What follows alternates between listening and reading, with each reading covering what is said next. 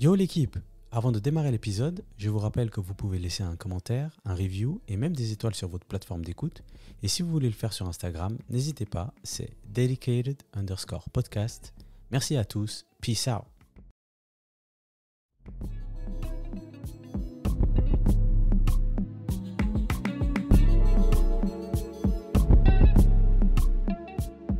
Bonjour à tous, on est là aujourd'hui pour l'épisode numéro 5 avec Vince Lee. Comment tu vas, Vince Lee? Yeah man, je vais bien, merci pour l'invitation. Merci à toi d'avoir accepté l'invitation. Alors, brève présentation, donc Vince Lee, DJ suisse de Genève, Yeah.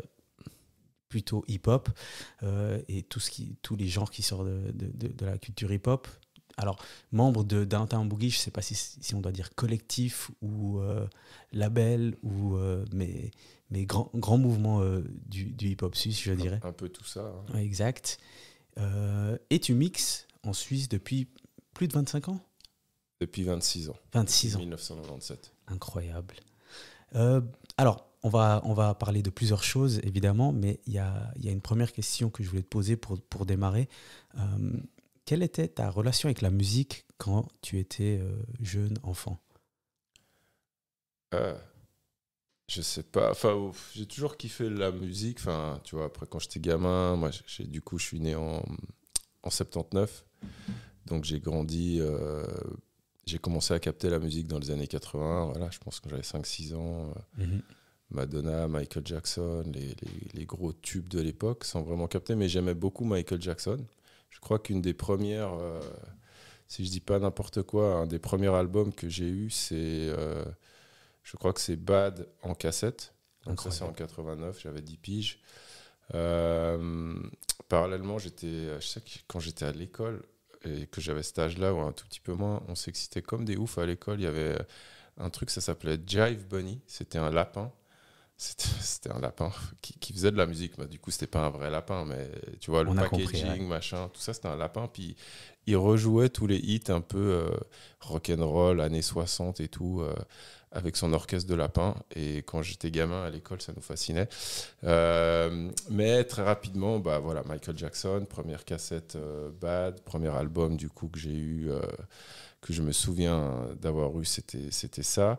Et puis assez rapidement, à cette époque-là, à la fin des années 80, au début des années 90, je découvre aussi le hip-hop, notamment avec Public Enemy, avec Run DMC, avec Ice-T, avec NWA, ces groupes et ces rappeurs qui étaient très, très chauds. Le gangsta rap.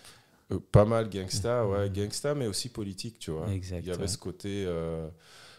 Public Enemy, c'est hyper politisé. NWA, même si c'est gangsta, c'est politisé d'une certaine manière. Et puis après, j'ai aussi à la même époque, début des années 90, comme ça, j'ai découvert d'autres groupes, dont un groupe qui s'appelle Two Live Crew, qui est un groupe de Miami.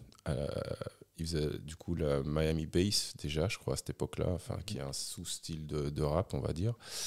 Et puis il y avait dont le principal rappeur, c'est Uncle Luke, qui est d'ailleurs une figure hyper connue dans les OGs du mouvement hip-hop. Mais eux, ils parlaient que de baise et que de sexe en fait.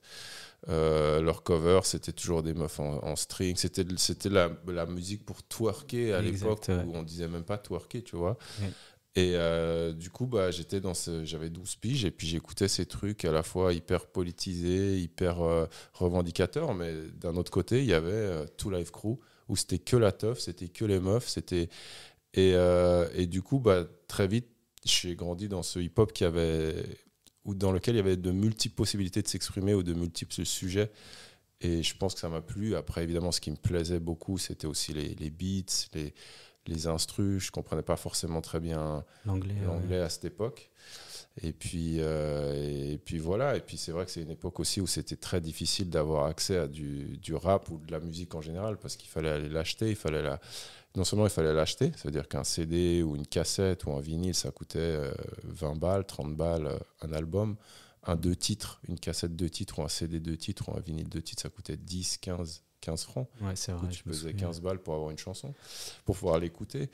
Mais du coup, ouais, et en plus, la musique n'était pas distribuée partout, tu vois. Le rap, c'est pas que tu allais dans n'importe quel magasin de disques et tu trouvais du rap. Mais c'est ce que je voulais te demander justement.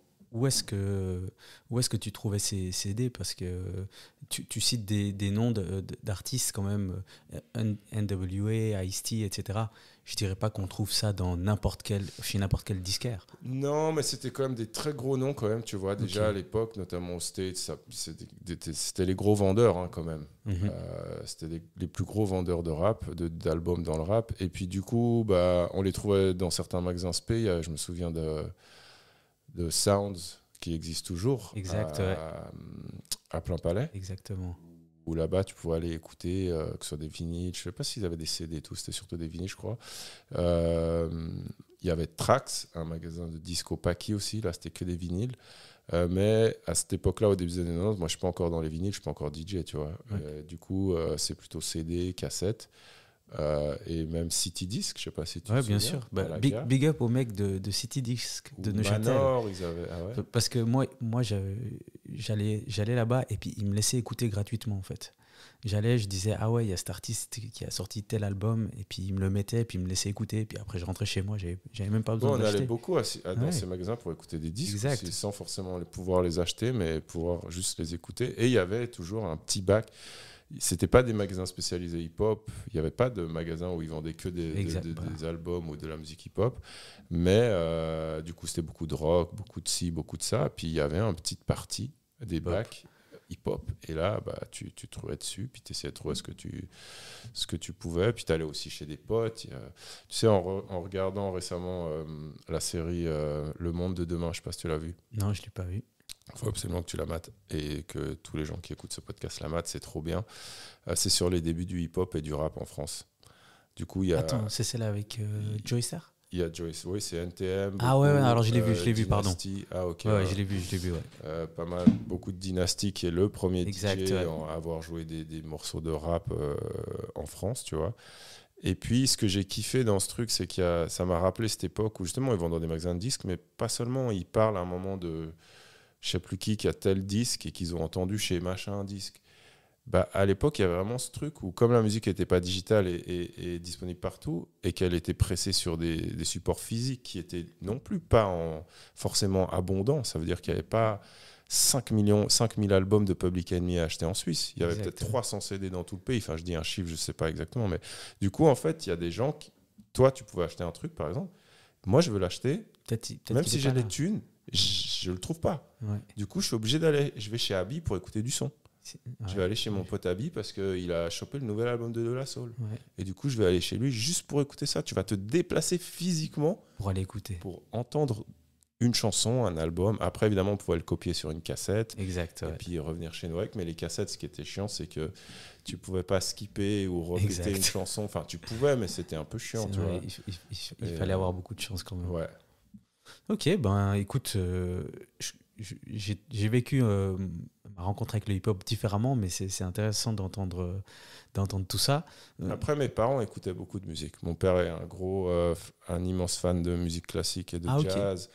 Du coup, et jusqu'à aujourd'hui, il va toujours aux concerts, beaucoup de concerts en musique classique, opéra, mais aussi du jazz.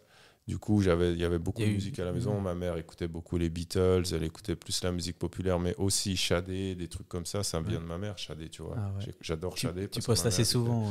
C'est la plus grande artiste du monde, enfin une des plus grandes, et c'est une de mes préférées en tout cas.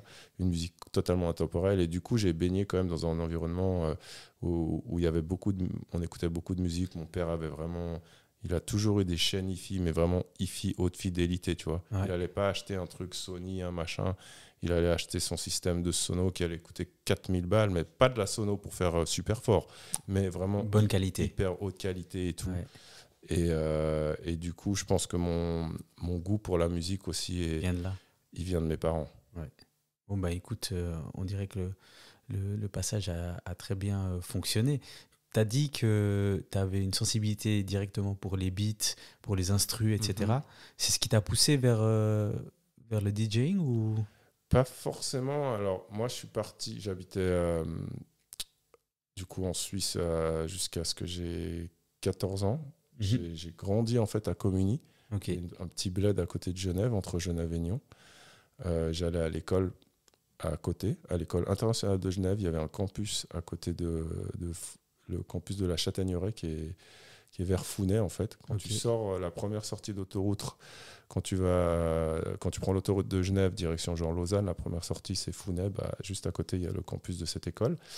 Et j'étais là-bas parce que c'était à côté de chez WAM et ma sœur était scolarisée là-bas, ma grande sœur. Là-bas d'ailleurs j'ai rencontré Oumar de Colors. Ah ouais. Oumar et moi, on se connaît depuis qu'on a 8 ans, genre. Et d'ailleurs, cette passion du hip-hop, on a découvert ça ensemble avec un autre pote qui s'appelle Nicolas Ferreux, vraiment de cette époque, DJ Ruff, qui a été aussi DJ et tout, lui. Et c'est avec ces deux gars vraiment que j'ai vraiment découvert le hip-hop quand j'avais 8, 10, 12 ans, tu vois. Mais l'envie de mixer, en fait, elle est venue plus tard. Enfin, je comprenais rien de toute façon à ce que faisait un DJ ou voilà, tu vois. Je suis parti à 14 ans, ma mère était fonctionnaire internationale et du coup, en 93, elle a décidé de bouger de Genève. Elle avait toujours été basée à Genève, mais là, elle a voulu partir. Et elle m'a demandé si je la suivrais, si je si je serais OK de partir avec elle. Et les options, c'était New York ou Dakar. Et moi, j'avais 13-14 ans, j'étais là, cool, vas-y, on va aller découvrir le monde avec ça, avec maman. Et finalement, en fait, on s'est retrouvés, elle a été mutée à Trinidad et Tobago, dans les Caraïbes. Du coup, de 93 à 95, de mes 14 ans à mes 16 ans, j'habite dans les Caraïbes. Ça parle anglais, mais ça parle en plus anglais avec un peu un patois, un accent, tu vois, dans les West Indies. Ils ne parlent pas l'anglais comme... il y a des gens qui parlent parfaitement l'anglais, ils arrivent là-bas, ils ne comprennent rien. Exact. Parce qu'ils ont des accents, des façons de parler, des slangs et tout. Et du coup, moi, j'ai des bases d'anglais parce que j'ai appris un peu l'anglais à l'école, mais je capte rien. Donc, les 6 premiers mois sont compliqués à ce niveau-là. Mais bref, là-bas, je suis baigné dans la culture caribéenne. Du coup, la culture sound system, la musique que les gens écoutent, les jeunes écoutent toute l'année, c'est du dancehall et du reggae qui vient de Jamaïque. Et puis de décembre à février, qui est la période du carnaval, ils écoutent de la soca qui est, elle, faite localement à Trinidad. Trinidad, en février, enfin, le carnaval, de toute façon, partout dans le monde, c'est en février. C'est probablement le deuxième carnaval le plus connu au monde, en tout cas qui est réputé après celui de Rio.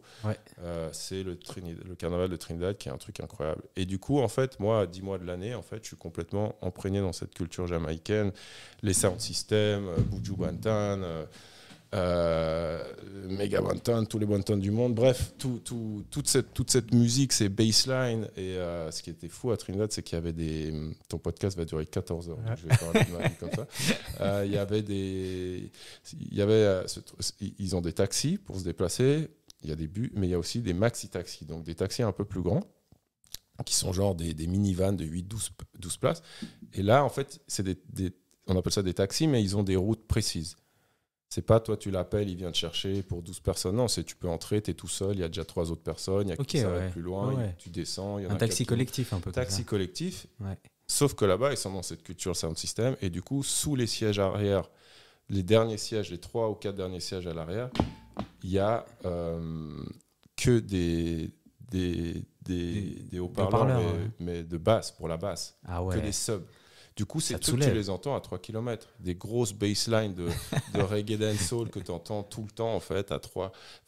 Et tu les entends tout le temps, partout, parce qu'il y a des maxi-taxis partout. Et du coup, les sound systems, c'est des tapes aussi qu'ils font. Tu peux les entendre en live. Et moi, j'étais un petit peu petit quand je suis arrivé pour aller dans des soirées. Et du coup, j'achète des cassettes mixées avec tous les hits dancehall du moment. Et les gars font un petit peu des scratchs. Il y avait un sound system qui s'appelait Chinese Laundry à l'époque, là-bas, que j'adorais. Ils font un peu des scratchs. Là, putain, c'est quoi ce bordel? En même temps, je découvre Cut Killer. Ah ouais, purée, tu découvres Cut Killer à Trinidad et Tobago. Ouais, mais je pense que je le découvre parce que je reviens en Suisse et on file des cassettes ou j'achète des cassettes, tu vois. C'est l'époque où Cut Killer commence vraiment à blow up avec ses mixtapes et tout. C'est super underground encore, on connaît pas sa tête, tu vois. Il y a tout un truc en plus à l'époque où on connaît pas la tête des gens souvent parce qu'il n'y a pas de vidéo, il n'y a pas de truc. Et les DJ en plus sont encore plus sont vraiment ce truc un peu underground, un peu geek, à l'arrière de la scène. À l'arrière de la scène. Et j'écoute les mixtapes de Cut, j'entends des scratchs, des trucs, je suis là, waouh, c'est quoi ce bordel et tout. Puis parallèlement aussi, j'entends un peu des trucs de Funk Flex, de Funk Master Flex, qui est un autre de mes, je dirais, de mes idoles ou des gars qui m'ont vraiment donné envie de devenir DJ. Quand je suis à Trinidad, j'entends ça. Je le vois aussi des fois mixer à la télé parce que j'ai BET aussi. En fait, ce qui est cool, c'est que quand je suis à Trinidad, je me retrouve imprégné dans la culture caribéenne, mais aussi, en fait, il y a toute la culture américaine qui arrive là-bas à travers la télé, la radio aussi, mais surtout la télé, tu vois. Du coup, j'ai BET. Et en fait, quelle source de... j'ai tous les clips, tu vois, tout d'un coup, je vois tous les clips, ce que je voyais pas du tout en Europe. T'es à jour, quoi. Je suis à jour, je vois tous les clips. Et 93, 95, c'est la période Wu-Tang, c'est la période Nas, c'est la période Biggie, c'est la période Snoop. C'est une période de gueudin pour le rap, tu vois. Du coup, moi, je vois tous ces clips, je vois tout ça et je kiffe trop. Et quand je rentre en Suisse en 95, j'ai 16 ans. Et puis là, je me dis, putain, ouais, je vais essayer de me mettre aux platines et tout. Et du coup, grâce à un oncle qui me file 500 balles, et parce que je rate mes examens pour entrer au collège, du coup, mon oncle François, paix à son âme, il dit un oncle, c'est fait pour consoler. Il ne te donnait pas de l'oseille quand tu réussissais, il te donnait quand tu loupais. Il me file 500 balles, je trouve 500 balles ou 600 ou 700 balles en plus. Je vais dans un magasin en France voisine à Ferney et j'achète 2 platines et une table de mixage d'occasion. Okay. Et c'est comme ça que je me mets gentiment à mixer. Avec un pote, Badra, on mixe beaucoup ensemble, on apprend, on est dans notre chambre, on est chacun dans sa chambre. Puis vous entraînez, quoi. On s'entraîne pendant 1 an et demi comme ça. Incroyable. Mais en fait, je suis encore un peu choqué sur comment tu as pris toute cette vague de la culture caribéenne et hip-hop. Parce que c'est vrai que bouger à 14 ans, aller à Trinidad et Tobago, déjà, c'est gueudin. Et en plus, là-bas, tu es au milieu de tous ces gens qui sont en train d'écouter du dancehall, du reggae toute la journée, et en même temps, ta BET, honnêtement, c'est incroyable. C'est pour ça que j'ai toujours aussi kiffé énormément le dancehall, tout ça. Je suis un DJ hip-hop, vraiment, c'est ça mon truc de base, mais tout ce qui est dancehall, tout ce qui est culture jamaïcaine, caribéenne en général, tu vois, aujourd'hui, chata, le truc en français. La soca, j'aime bien, mais j'aime moins. C'est un truc que j'aime bien sur des petits espaces, enfin un petit peu, tu vois. Bien sûr. Mais je vais pas, c'est pas. Il n'y a pas de session soca. Voilà. Quoi. Et d'ailleurs, la soca, c'est un truc assez particulier et c'est vraiment, c'est pas sorti de la communauté caribéenne réellement, tu vois. Alors que les autres, le dancehall, tout ça, ça touche. Ils ont fait leur chemin. Voilà. Donc du coup, tu achètes ces platines, etc. Tu démarres et tu t'entraînes pendant 1 année et demie. À ce moment-là, c'est quoi l'objectif ? Tu veux mixer en soirée ? Tu veux être auprès d'un rappeur ? Non, j'ai même pas. Tu mixes juste ? Je mixe juste. Je pense même pas que c'est vraiment possible que je fasse des soirées ou quoi que ce soit. Je kiffe juste mixer. Je suis un petit gars un peu timide. Qui n'a pas une monstre confiance en lui, je vais acheter quelques disques parce que justement, il faut aussi acheter des disques. C'est à l'époque où tu mixes avec des vinyles. Quoi. Voilà, du coup, là, je vais beaucoup à Trax. J'achète beaucoup de disques à Trax, mais tu peux pas. Tu vois, ça coûte 15 balles un maxi. Tu peux pas 30 balles un album. Et c'était mieux d'avoir des maxi. Les maxi, c'est les singles.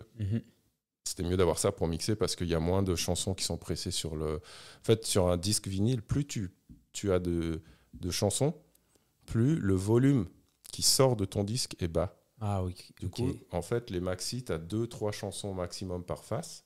Et sur un album, tu peux avoir 6, 7, 8 chansons par face. Du coup, plus il y a de chansons, plus le volume il est bas. Donc, en fait, tu vas privilégier des maxi vinyles pour que le volume soit plus fort quand tu les joues. Exactement.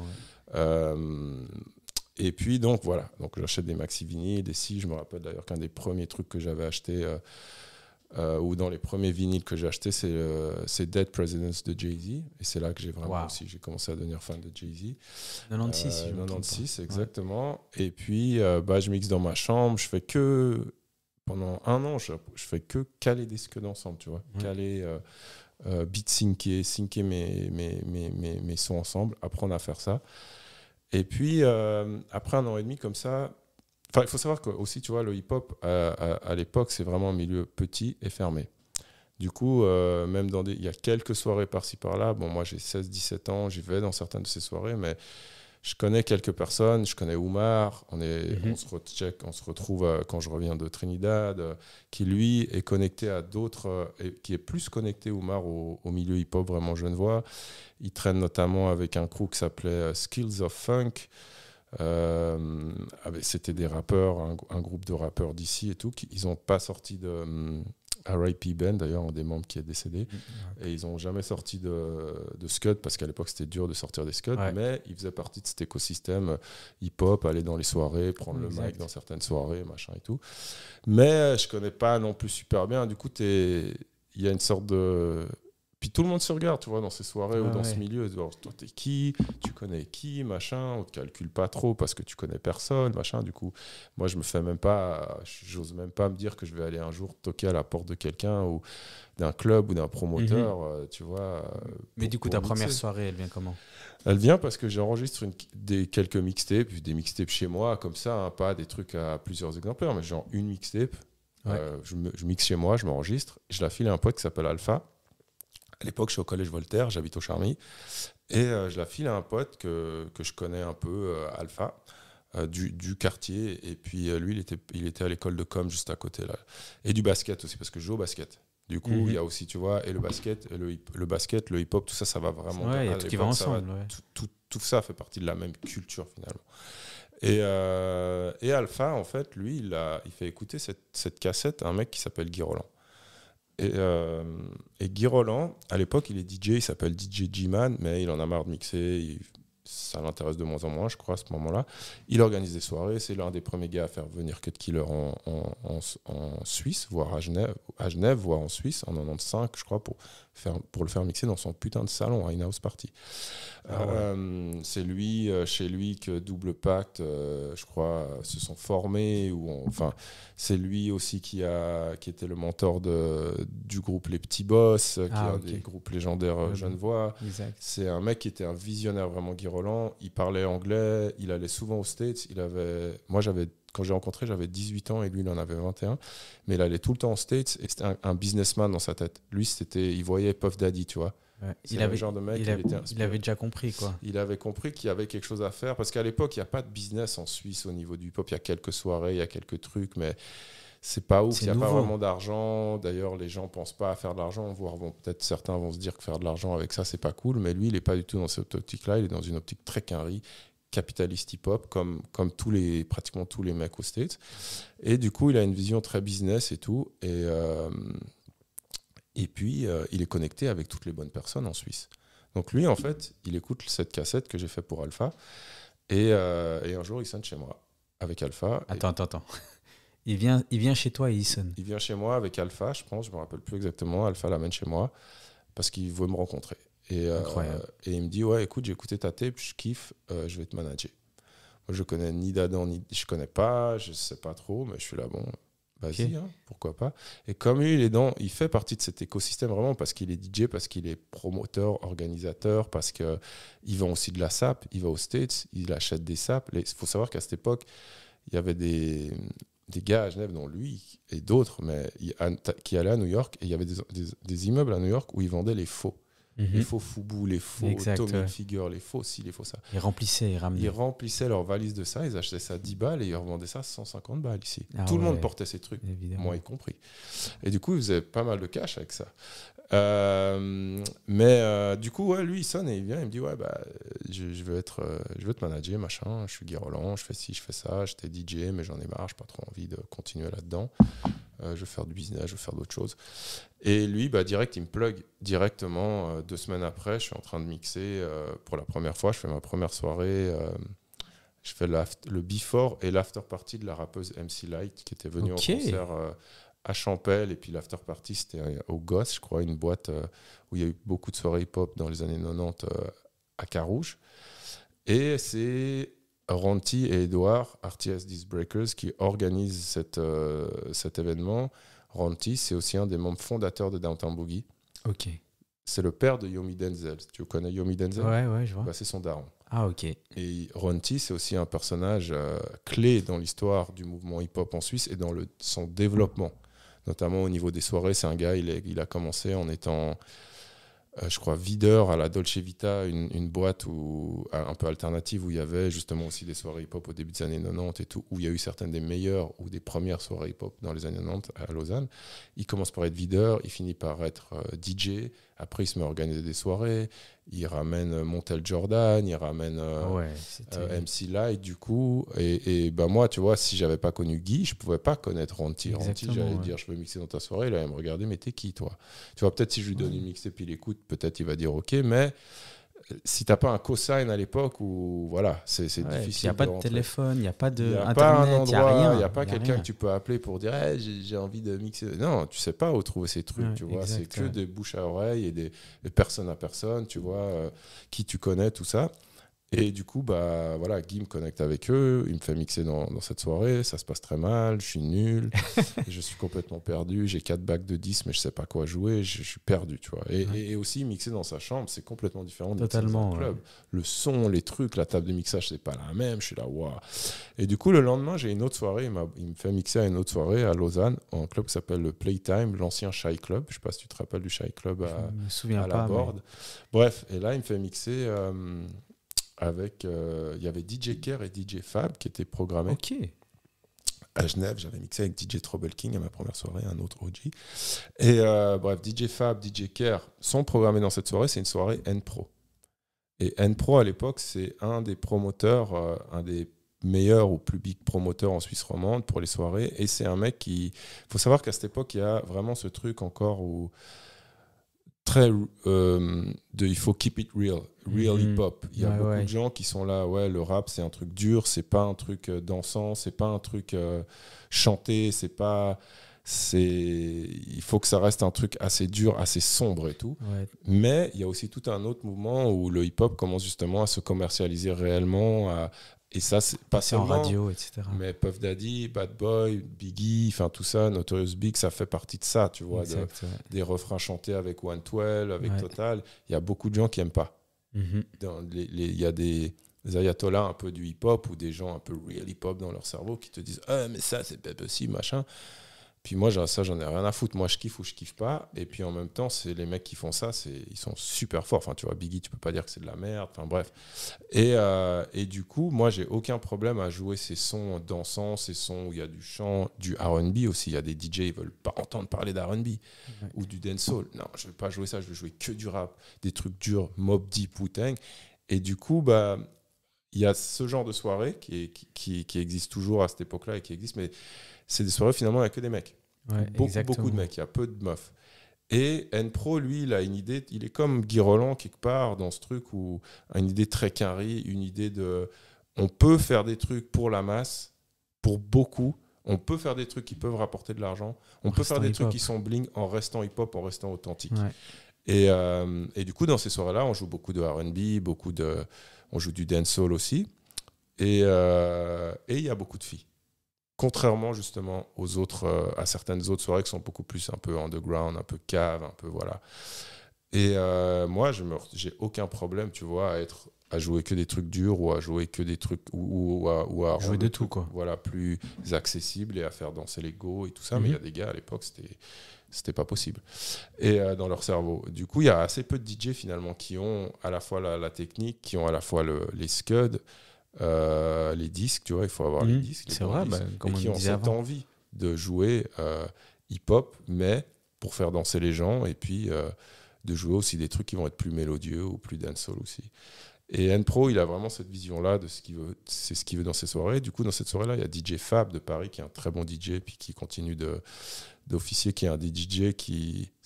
Fab, ça a été un peu un mentor pour Cut Killer. Il a fait avec un rappeur qui s'appelle EJM à Paris, qui est un super OG, qui a été un peu oublié, mais ils font partie vraiment de la première vague rap français, presque la même vague que Dynasty. Et Fab, en ce moment-là, il vient beaucoup en Suisse, il est capable justement de mixer hip-hop, R&B, tout ça. Il prend le mic en plus, qui à l'époque, personne ne prend le mic. Et il y a Kerr, qui lui est déjà une brute, il vient de Bienne, il représente Top Billin, c'est déjà une brute au platine et tout. Et moi, du coup, je suis un peu un guest, tu vois. On me donne 30 minutes dans cette soirée pour mixer. Et là, en fait, Guy Roland, il était venu l'après-midi chez moi et il avait fait un tri. On avait fait un tri, mais c'est surtout lui qui avait fait le tri de qu'est-ce que j'allais prendre comme disque. Du coup, je passe de 4 bacs de disques, du coup, de 200 disques ou je sais pas, à un seul bac avec genre 50 disques. Du coup, ma sélection, elle est beaucoup plus restreinte, mais en même temps, je vais pas me perdre comme ça, tu vois. Et là, je joue mes 30 minutes, ça se passe bien, ça se passe très bien même. Et à un moment, là où je comprends que ça se passe bien, c'est pas les gens ils dansent, mais Guy Roland, il prend le micro, lui il prenait le micro, Puis il dit, les filles, faites du bruit pour DJ Vince. À l'époque, je m'appelais juste DJ Vince. Et les filles crient. Et là, je suis là, wow. Ah ben ça, c'est encore C'est une autre incroyable. chose qui n'y avait pas dans ta chambre. C'est Quoi. exactement, mais genre, tu vois, ce feedback du public, des gens qui kiffent ce que tu fais et qui le crient, je savais pas que c'était possible. Et ça m'a fait un bien pas possible sur le moment. Et à ce moment-là, je me suis dit, tu sais quoi, ça, je veux vraiment le faire. Ouais.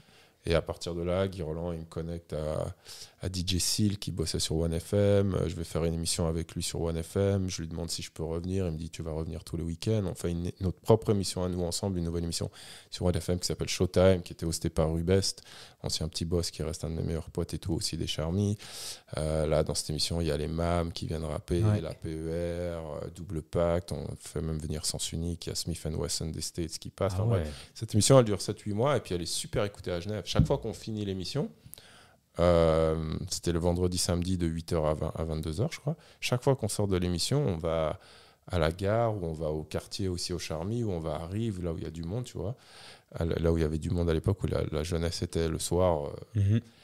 Et il y a trop de gens, enfin, il y a plein de gens qu'on voit qui nous checkent. C'était incroyable, vous avez joué ici, vous avez joué. Du coup, il y a un feedback de ouf et un soutien de la ville qui est super cool. Et puis, à partir de là, je commence à faire de plus en plus de soirées, à être connecté à droite à gauche, à aller mixer en dehors de Genève, tout ça. Et puis, c'est comme ça que ça démarre vraiment, quoi. Et c'est comme ça aussi donc, que tu as commencé à en vivre, j'imagine. Alors à cette époque-là, je fais un peu de sous, mais tout mon argent passe dans les scuds. Du coup, je gagne 300 balles là, 400 balles là, 500 balles là. Et chaque semaine, j'achète 3, 4, 500 francs de disques. Ah ouais. J'allais, même un peu plus tard encore, quand je vais à Saint-Gall, je me rappelle, j'avais des cachets de 800 balles. Le lendemain, vendredi, je vais à Saint-Gall mixer. Le lendemain, je suis à Zurich, je fais les magasins de disques, je dépense tout mon cachet. Mais tout. Purée. Je vendais tout ce que je trouvais chez moi, qu'on n'utilisait plus, enfin bref. Du coup, les premières années, oui, je fais un peu de sous, mais je dépense surtout tous mes sous dans ce que je fais, quoi.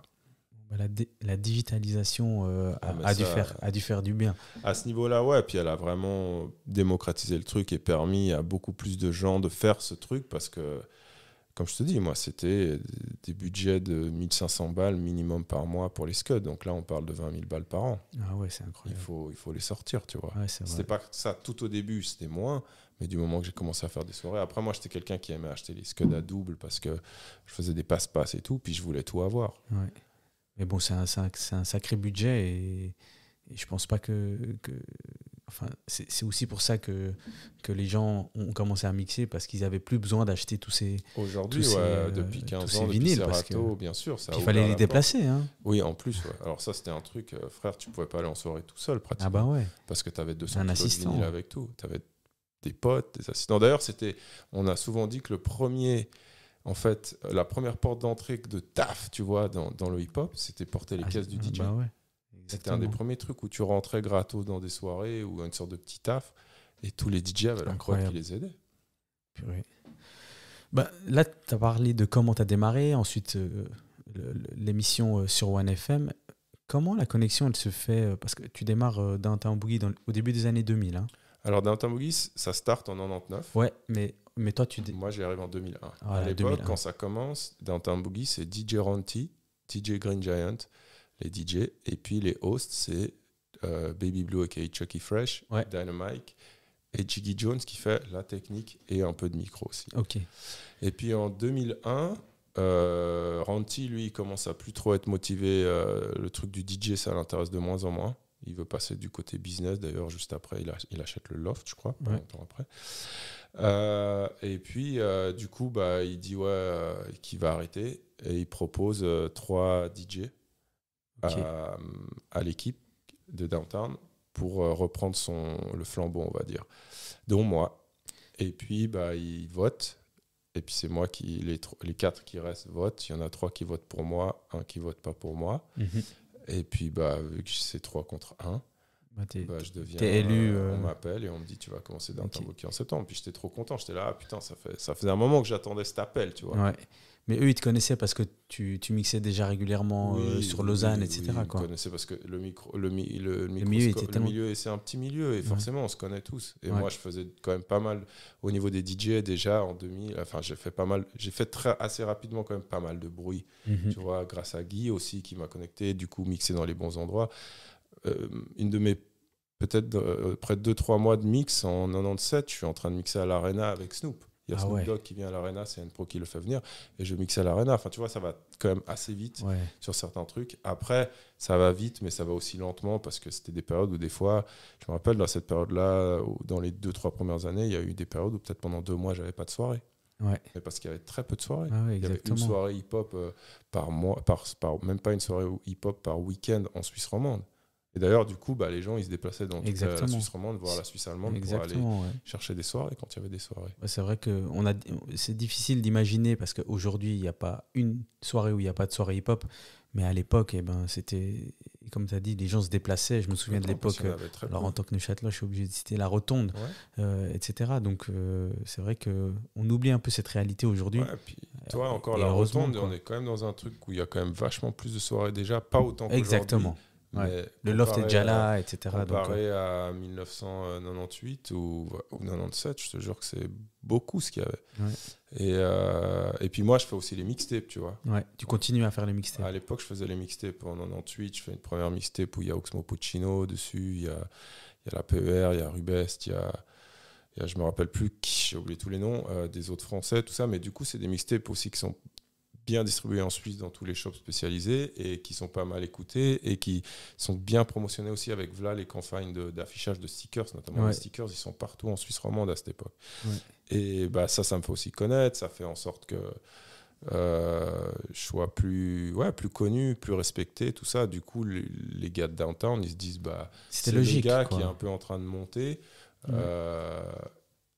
Faut qu'on taffe avec lui, tu vois. C'est ça qu'ils se sont dit, je pense. Et puis le rôle donc du DJ de Downtown Boogie, c'est qu'il y avait des sessions et des moments où le DJ pouvait passer des sons et tu choisissais simplement ce que tu voulais passer. C'est nous qui choisissions et qui ont toujours choisi ce qu'on jouait, c'était nous les DJ, Et puis c'était un mix show, hein. Du coup c'était nous. Bien sûr. La base, c'était la musique, et puis tous les 10, 5, 15 minutes, hop, on faisait une instru, ça parlait, ça racontait, les gars parlaient de ce qu'on avait joué, ou parlaient d'autres choses, mais surtout ce qu'on jouait, on recevait aussi des rappeurs, des interviews des fois, et puis ça se passait comme ça. Au début, je crois que c'était tous les jours, c'était en quotidienne, quand je suis arrivé, et en direct. Du coup, j'allais 2 fois par mois à Lausanne, 2 fois par semaine, en semaine. Alors on va pas non plus parler énormément de Downtown Boogie, parce que vous avez fait une interview il y a pas longtemps. Chez le président de la Suisse. Exactement, au Parlement, si je me trompe pas. Et d'ailleurs, je motive tous les gens à aller jeter un œil, comme ça vous pourrez connaître tous les secrets de Downtown Boogie. Toi, donc, pendant que tu es chez Downtown Boogie, tu continues à faire tes soirées. Est-ce que le fait d'être membre de Downtown Boogie, ça t'a permis de te développer encore plus? D'une certaine manière, oui, parce que c'est encore un cosign, tu vois. Ça marche beaucoup au cosign, à la validation. C'est une nouvelle validation, tu vois. Et là, c'est une validation d'une radio, la radio nationale, le Couleur 3, qui est un truc quand même super fat. Donc moi, c'est vrai que quand j'arrive à Downtown Boogie, je dis assez rapidement, je dis à mon manager, à Guy Roland, là, on va passer les cachets. À ce moment-là, mes cachets sont genre de 800 balles les plus gros. Et là, je dis à Guy Roland, maintenant, c'est Couleur 3. Et à Couleur 3, machin, on va demander 1000 balles. Ouais.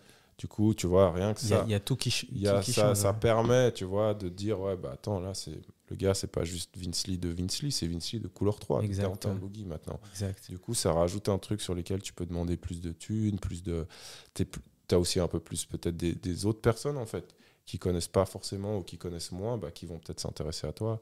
Oui, pour ça, oui. Après, ça n'a pas changé drastiquement ma vie sur le moment, mais je pense que ça a été quand même un truc, un step, tu vois, un step, toujours un step up. Ok, et du coup, à ce moment-là, il y a déjà les soirées Downtown Boogie ou pas encore? Alors, il y a déjà, mais elle ne sait pas du tout ce qu'ils sont encore à ce moment-là. Il y en a quelques-unes, par-ci, par-là, je dirais. Au début, c'était Ronti justement qui les organisait les 2 premières années. Puis après, il part. Du coup, de temps en temps, on a une demande où on va mixer à Berne, où on va faire une soirée ici ou là, mais c'était pas du tout C'était pas récurrent, quoi. Non, et puis c'était pas toujours. Ça pouvait être un peu complexe parce qu'on était. En fait, on a aussi des pièces rapportées les uns les autres, tu vois, dans cette émission. Enfin, c'est pas, du coup, tu vois, c'est pas une volonté, les 5, on s'est dit, on va faire un truc ensemble. Mhm. Il y a eu un truc où il y a une partie qui a voulu faire un truc ensemble. Moi, je me suis rajouté à tout ça.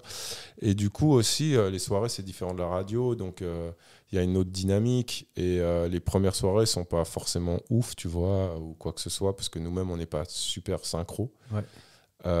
Et ça devient vraiment quelque chose, en fait, quand le D nous appelle. Et ça, c'est genre en 2006, je pense.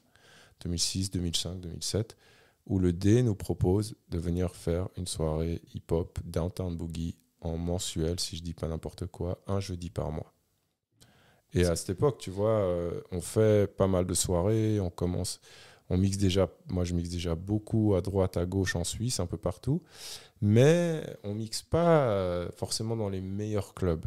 Tu vois, c'est pas les gros clubs qui nous accueillent encore. Enfin, pas dans certains endroits, oui, mais en Suisse romande, pas forcément, à part le Loft, qui est un club quand même bien respectable. Bien sûr. C'est plutôt des petits clubs ou des trucs un peu plus bancals ou moins.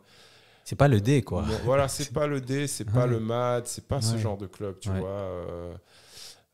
Mais à ce moment-là, tu vois, le hip-hop commence vraiment à devenir giga big, tu vois. Ouais. C'est déjà En après 2006 50 déjà, Cent, ouais, c'est déjà Kanye West, c'est c'est une déjà grosse année déjà. et le hip-hop et tout ce qui l'entoure, Sean Ouais, Paul, exact. Beyoncé, tout ça, bref, ça devient une grosse affaire. Et le D se dit, le D qui est un club électro se dit, bah, on va essayer Le jeudi. le jeudi. Voilà, on va pas brusquer notre programmation du week-end qui est électro, mais on va faire ça le jeudi. Et puis à partir de là, ça commence, ça fait en fait, ça s'installe assez rapidement comme un rendez-vous où nos jeudis deviennent blindés et ça se passe hyper bien et tout.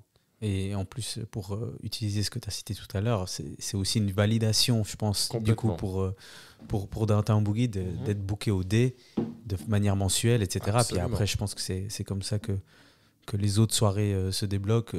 Moi, j'avais à cœur de venir au Montreux Jazz, etc. Je trouvais que c'était un événement incroyable. Downtown C'était un Boogie, de nos Montreux meilleurs, Jazz, c'était... même nous, pour nous, c'était un des meilleurs trucs qu'on faisait. Exactement. Bah, d'ailleurs, s'il y avait une ou deux éditions marquantes des soirées Downtown Boogie, tu citerais lesquelles? Le problème, c'est que j'ai une très, très, très, très, très, très mauvaise mémoire. Ouais. Mais qu'est-ce que je te citerai? Bon, il y a quand même une, par exemple, on a mixé, mais ça, c'est parce que c'est un truc vraiment, voilà, hip-hop du cœur et tout, et de la culture. Mais on a mixé, on a fait venir Kool Herc une fois. Ah, waouh. Ok. Et du coup, Kool Herc qui est un des vraiment fondateurs, Bien sûr. le DJ, ou un des trois, considéré comme un Exact. des trois fondateurs vraiment de cette musique, de cette culture hip-hop, à avoir fait les premières block parties et tout. Et du coup, il est venu il y a genre 10 ans, 12 ans, 13 ans, je crois, mixer avec nous à NDTB. Et il était super sympa et c'était super cool de mixer avec lui. Après, les 10 ans de DTB, je me rappelle, c'était quand même quelque chose. On avait ramené Ayam en special guest. Là, on était un samedi soir au D. C'était la première fois qu'on faisait un samedi. C'était assez ouf. Sinon, ouais, il y a évidemment des DTB à Montreux qui étaient vraiment waouh en termes d'énergie, de monde et tout. Enfin, je veux dire, on mixe pour 2-3 000 personnes. Avec des gens qui kiffent. Moi, ça reste un de mes festivals préférés au monde. J'aime trop. Et je sais pas, mais tu es en train de mixer. Tout d'un coup, tu as Isapfer qui se pointe, qui monte sur la table pendant que tu mixes sur la table sur laquelle il y a les platines, qui prend le micro, qui fait I'm on a new level, ou je sais plus ce qu'il fait à cette époque. Machin, puis tout le monde devient gueudin. Enfin, il y en a eu plein, franchement, où on s'est vraiment éclaté. Et aujourd'hui encore, tu vois, on fait des... J'ai l'impression que ça ne s'arrête pas. Alors, la génération a peut-être pas connu l'émission radio, mais le legacy, il est toujours là et ça marche. En tout cas, est très fort. Et ça marche toujours très bien. Et notamment à Lausanne, toujours au D, ça se passe super bien. Puis là, on est à l'audio à Genève, où on fait des chiffres d'affluence de malades. Enfin, même nous, on hallucine le nombre de gens qu'il y a. Et l'énergie, elle est gueudin. Ouais, magnifique. Elle est gueudin. Les gens, ils sont super chauds, ils kiffent. On a énormément de chance. Bah, justement, moi, je me pose des fois la question, par exemple, cette génération qui a peut-être plutôt 20, 25 ans maintenant, comment ce flambeau, il est passé?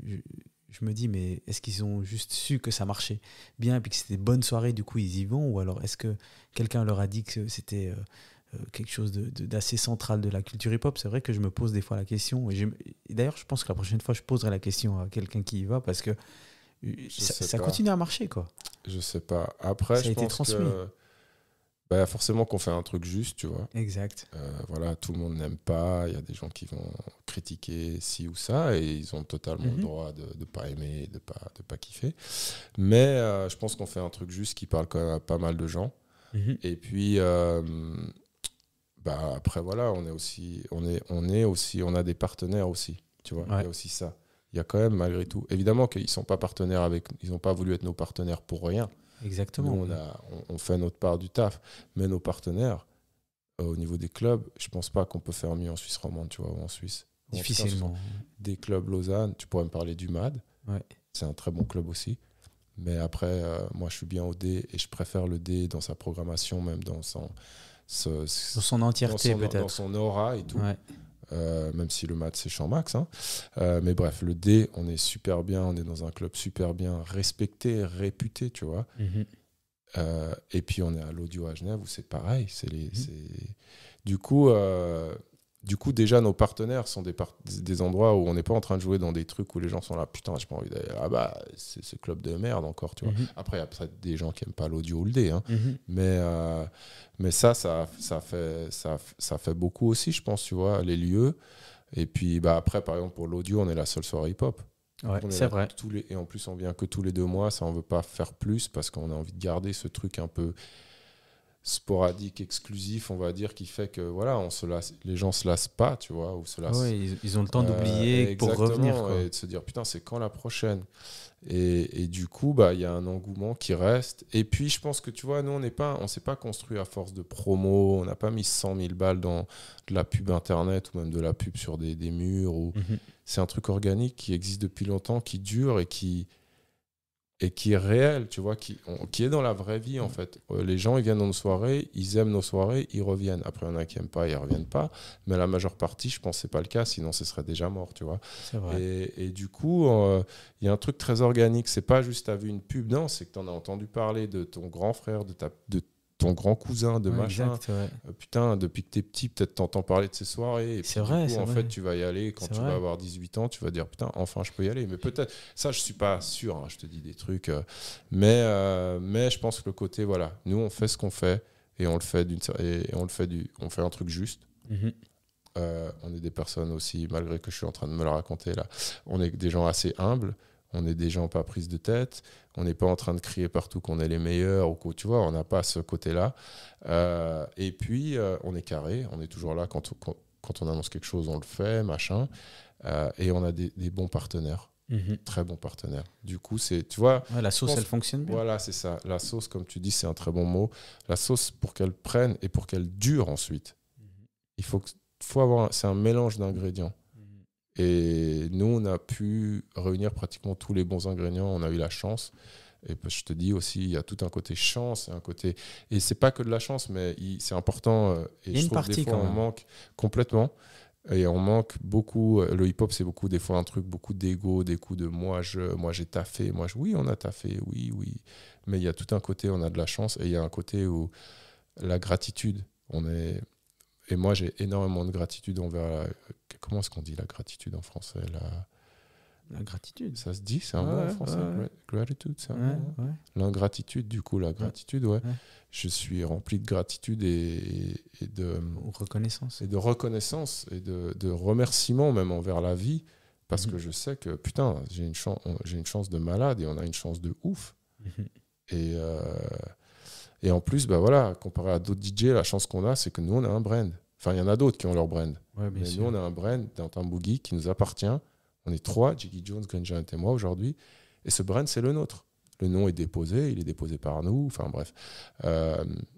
C'est tout un concept qui continue à vivre. Et qui, du coup, se vend différemment qu'un DJ set. C'est vrai. T'appelles pour booker Downtown Boogie. Déjà, si tu veux le booker à Genève ou à Lausanne, tu auras très peu de chances de pouvoir parce qu'on a des deals un peu en mode exclu avec les clubs avec lesquels on bosse. Mais après, bref, tout est discutable.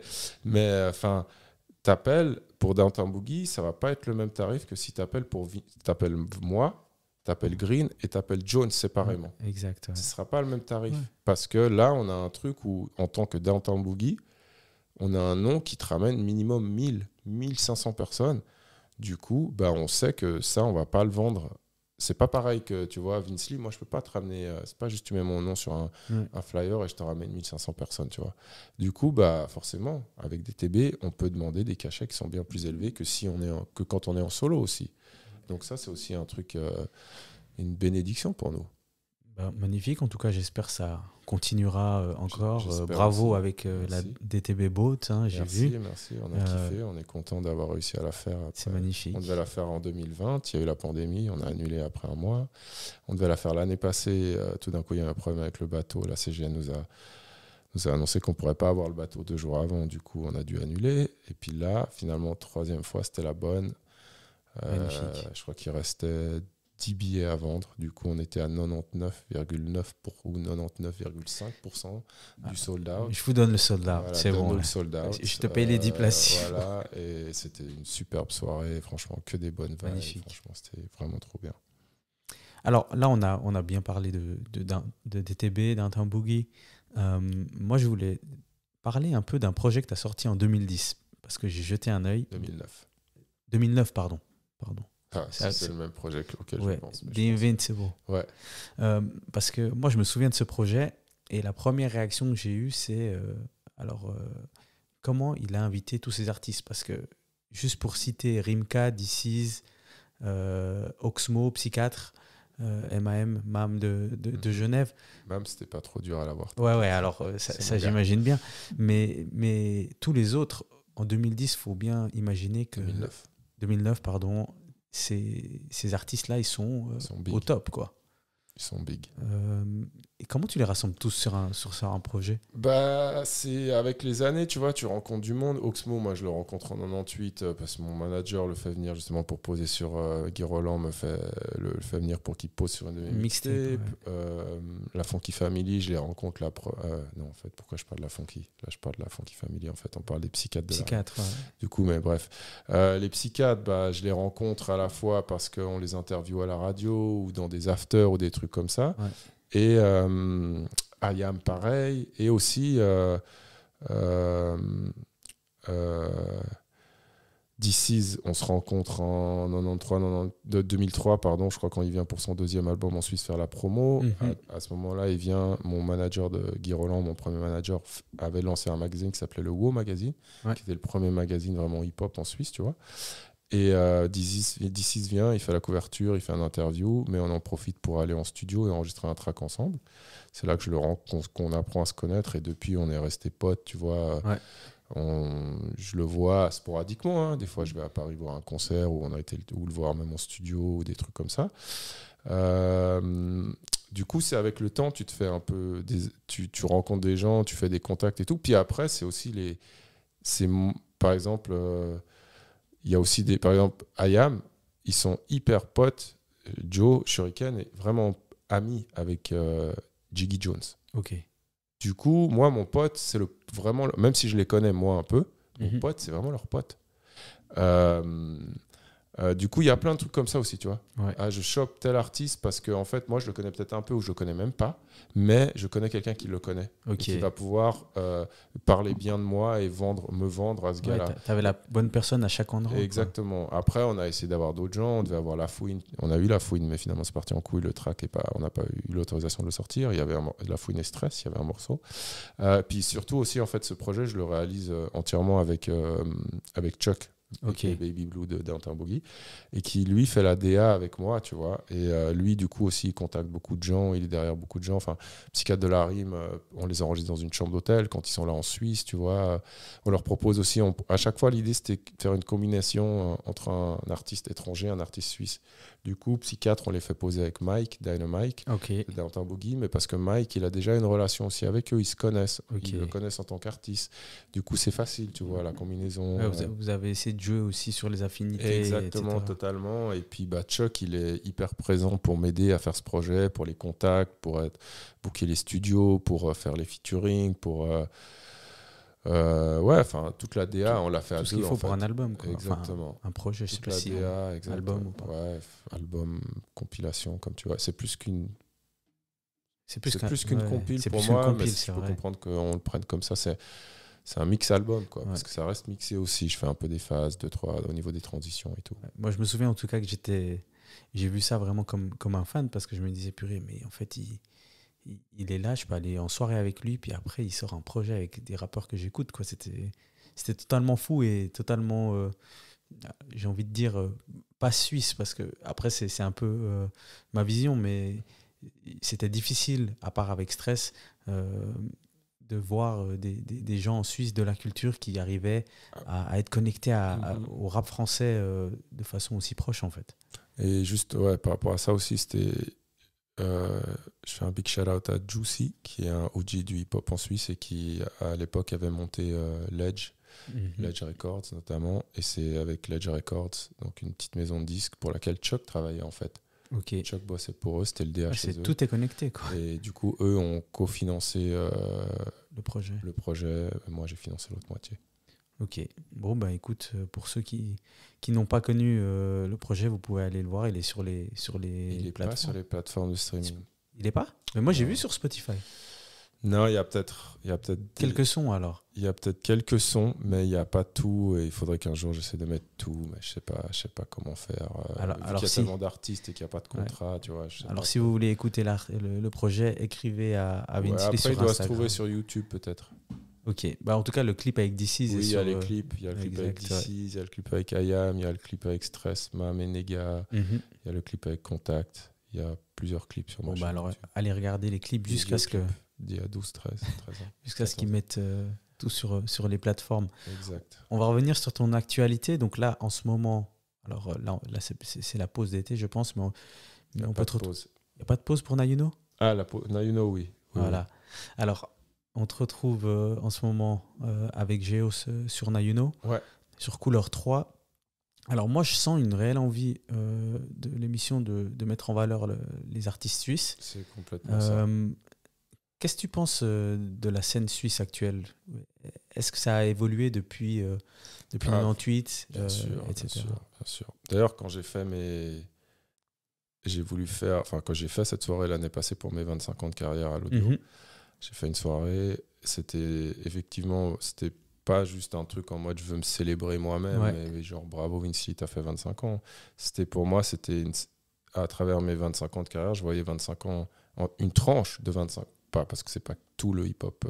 Le hip-hop genevois existait avant moi, et avant que je commence, mais c'était un peu une célébration du chemin que le rap et le hip-hop suisse et notamment le hip-hop genevois ont fait depuis 25 ans. Du coup, j'avais invité Makala et Slimka, aussi comme artistes, et puis plein de potes DJ. Mais du coup, le truc a grave évolué dans le bon sens. Notamment, il y a vraiment beaucoup de bons artistes et de plus en plus présents aussi. De plus en plus présents et qui sont en train de réaliser des choses qui n'ont pratiquement jamais été ou pratiquement jamais été réalisées par des artistes suisses, que ce soit des artistes hip-hop ou pas d'ailleurs. Ouais. Je veux dire, avant, pendant très longtemps, le seul vraiment à avoir cartonné, c'était Stress. En effet. Sens unique avant lui, mais au niveau roman, c'était Stress et c'est resté en Suisse. Mais après, Stress, il a fait une carrière de gueudin. Il ne faut pas oublier, il a des disques d'or et des disques d'or et des disques de platine et des disques de platine. Il a fait des millions, Stress. On parle souvent de ci ou de ça, ou de lui, il a réussi, ou de machin, ou de trucs, mais ce mec-là a fait des millions. Et il continue de bien manger et de tourner et de vendre des disques et tout. Donc, moi, je l'ai découvert en Suisse allemande, pour te dire. Là-bas, il est probablement plus fat en Suisse allemande qu'en Suisse romande. Mais bref, pour revenir à la scène d'aujourd'hui, je veux dire, des Suisses qui sold out des salles de concert mythiques à Paris comme Makala le fait, comme même maintenant Maero est en train de le faire. Maero, il est en train d'enchaîner fort là cette année. C'est trop beau ce qui se passe autour de lui. Runa, ça pète de ouf aussi. Il a un public de ouf en France. Il est signé chez DC's, justement. Ça évolue, quoi. DC's voulait signer d'autres artistes, je ne vois aussi, mais je ne dirai pas lesquels. Mais bref. Mais Arma Jackson, tu vois, super fort. Slimka, toujours hyper fort. Dimé. Et puis, ça évolue, puis d'autres, quoi, encore. Il y a plein de superbes artistes. Et ce qui est cool aussi, c'est qu'il y a la scène rap, mais aussi, je trouve hyper cool, c'est la scène soul, la scène R&B en Suisse, qui est en train de se développer de ouf avec plein de gens super talentueux. Ouais, c'est vrai qu'on a vu récemment Navy sur Navi, elle a Colors. fait un Colors, Océane, elle est signée en France, elle fait Exact, plein de ouais. trucs de ouf.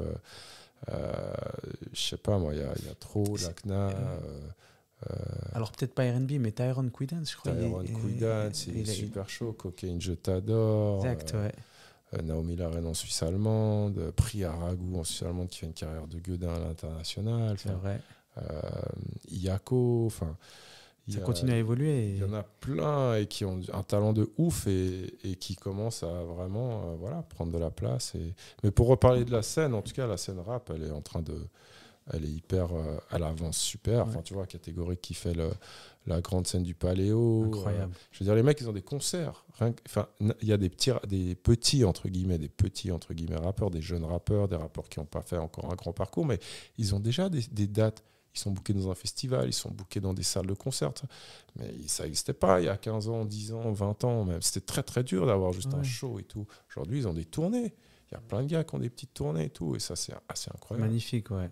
C'est vrai qu'on on sent que même les gens qui sont hors du domaine hip-hop, en Suisse, dans les festivals notamment, ça commence à être impacté par le mouvement hip-hop. Complètement. Hip-hop, pardon, qui vient et qui est booké. On voit difficilement un festival en Suisse sans artistes hip-hop. Exact, et sans artistes hip-hop suisse. Suisse, exactement. Ouais. Bah, en tout cas, pour tous ceux qui ne connaissent pas l'émission, alors n'hésitez pas à aller écouter, parce que c'est vrai que c'est le bon moment pour découvrir certains artistes suisses ou évidemment francophones. On va continuer à parler de ton actualité. Alors, tu mixes depuis très longtemps, tu as dit 26 ans tout à l'heure.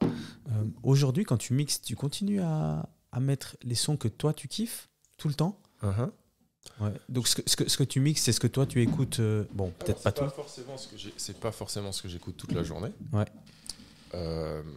Mais pour moi, c'est hyper important, tu vois, quand je mixe. En fait, pour moi, c'est comme, je sais pas, tu vois, c'est comme avoir une conversation avec 1000 personnes, 500 personnes, 300 personnes. Il faut que ce dont on puisse discuter puisse parler au plus grand nombre de gens qui sont en face de moi, en effet. Mais que ça m'intéresse aussi. Ouais. Moi, je suis pas là où, tu vois, aussi je fais de la bouffe, je fais le même plat pour 1000 personnes, mais il faut que ça plaise au maximum les 1000 vont probablement pas tous kiffer, mais la majorité, le plus grand nombre possible, mais que moi, j'aime ce que je suis en train de manger. Ouais. Ça m'intéresse pas de faire un truc où je me sens obligé de jouer des trucs que j'aime pas ou machin. Pour moi, c'est pas possible, tu vois. Ouais. Et du coup, c'est ce milieu aussi entre. Il faut trouver ce juste milieu entre qu'est-ce que tu penses ou qu'est-ce qu'ils ont envie d'entendre et qu'est-ce que toi, tu as envie de jouer. Évidemment, il y a des moments où j'ai envie de jouer tel ou tel truc et puis peut-être je vais le jouer, mais ça va être le beat de la soirée. Ouais. Mais ça, je vais pas le faire. Je peux pas faire ça pendant toute ma soirée, jouer que des trucs qui m'intéressent moi et que je vois bien qui n'intéressent pas les gens. Ça va pas m'intéresser. Moi, il y aura pas d'énergie, ce sera mort. Ouais. Moi, j'ai besoin que les gens, j'ai besoin que les gens ils kiffent pour que je kiffe en fait. Si les gens ils kiffent pas, moi je kiffe pas. C'est comme ça en fait, tu vois. Je peux pas être le mec qui est en train de m'ambiancer tout seul devant mes platines et puis il y a 300 personnes qui sont en train de regarder genre non. Ça m'intéresse pas, je suis pas là pour te faire chier. Après, il y a forcément des gens qui aiment pas, qui vont peut-être ne pas aimer tel ou tel truc, mais dans la majorité, la large majorité, tu veux que les gens y kiffent. Donc c'est important de les faire kiffer pour te faire kiffer toi aussi, mais pas à tout prix non plus, c'est-à-dire pas à jouer des trucs que j'aime pas, machin. Après, ça peut arriver que je vais jouer quelque part et puis là, je sens qu'ils aiment grave Joule ou je sais pas quoi. Oh, en Suisse allemande, par exemple. Ouais, ou en Suisse allemande, un truc plus peut-être commercial, machin. Et peut-être là, je vais te mettre un ou deux sons, que c'est pas des trucs que je suis super fan, mais ça va être vraiment hyper parcimonique, tu vois. Ça va vraiment pas être beaucoup de sons. Ouais. Faut vraiment, pour moi, c'est vraiment important de trouver ce fil, ce truc qui parle à eux et qui parle à moi. Après, voilà, c'est pas, comme je te dis, moi, peut-être en ce moment, je suis en train d'écouter un truc, je sais pas, j'écoute que Young Thug et Drake ou je sais pas quoi en ce moment, et puis, bah, je sais bien que c'est pas ça que je peux mettre toute la soirée parce que ça va pas marcher, mais je vais peut-être te mettre un morceau ou machin et puis après je vais mettre d'autres trucs qui vont parler aux gens mais qui me parlent quand même à moi. Et pendant longtemps, je pense que c'est un truc qui a fait vraiment ma force c'était vraiment d'être complètement en accord avec ce que les gens voulaient entendre en soirée. Aujourd'hui, c'est peut-être moins le cas sur certains trucs parce que je sais qu'il y a des gens, tu vois, le hip-hop c'est devenu tellement large, les soirées hip-hop aussi sont des soirées old style urbaine aujourd'hui, tu C'est vois. vrai. On joue du baile funk, on joue de Ouais, ouais, l'afrobeat, c'est vrai. on joue le hip-hop Quinry s'est affaibli d'une certaine manière. Du coup, il y a moins de hits Quinry. On joue du rap français, on joue de l'afrobeat, on joue baile funk, on joue dancehall, on joue chata, on joue amapiano, moi je joue un peu de tout ça, tu vois, dans mes sets. Et avec j'essaie d'avoir une base hip-hop, mais après voilà, je joue quand même un peu plein d'autres trucs. Et du coup, Le public a changé aussi. le Hein. public aussi a changé. Il y a vraiment des gens qui viennent écouter tel ou tel truc, et puis tant qu'ils n'ont pas entendu leur truc, ils sont pas contents. Mais du coup, c'est plus compliqué en fait de capter des fois toute la vibe de tout un public, parce que chacun écoute des trucs vraiment différents aujourd'hui. Il y a 10 piges, tu venais dans une soirée hip-hop, tu venais écouter quoi? Tu venais écouter fucking Rick Ross, tu venais écouter Exact. DJ Khaled, tu venais écouter Lil Wayne. C'était très très précis. Pratiquement que des trucs Quinry. Ouais, c'est vrai. Un peu de dancehall, un peu de rap français. Mais très peu quand même. Et du coup, tu étais complètement, drillé, et tu étais sur des rails d'une certaine manière. Un set d'un DJ hip-hop, il allait être différent d'un autre, mais je vais te dire 50%, 60% des hits ou des trucs qui vont faire péter les câbles aux gens, c'était les mêmes que tu allais jouer lui ou lui. Alors qu'aujourd'hui, tu peux être dans la même soirée et faire 3 sets complètement différents, je pense, et avoir un même impact ou un impact assez fort avec c'est vrai que c'est assez fou de te dire que finalement, à une soirée hip-hop, qu'on va appeler hip-hop, la musique que tu mets en majorité n'est pas hip-hop. Quoi. Enfin, ouais. Alors, elle est liée au hip-hop parce que, par exemple, c'est du dancehall ou alors chata ou alors baile funk. Ça, c'était pas le cas jusqu'à il y a très peu de temps, ouais. Je pense. Ouais. Et puis, concours de circonstances, le premier, c'est que le hip-hop Quinry, c'est moins productif, c'est moins intéressant, ça baisse. Ouais. Et pas seulement international, même là-bas, tu vois. Ils font plus, enfin tu vois, là il y a Gunna, Young Thug, ça qui sont sortis. Lil Uzi Vert, c'est le premier album cette année à sortir, à atteindre la première place des charts, et ça a pris 6 mois. Il est sorti au début juillet. Du coup, les 6 premiers mois, il n'y avait pas d'album qui a tapé numéro 1 dans les charts américaines album rap, et ça c'était la première fois depuis 1998 que ça arrivait.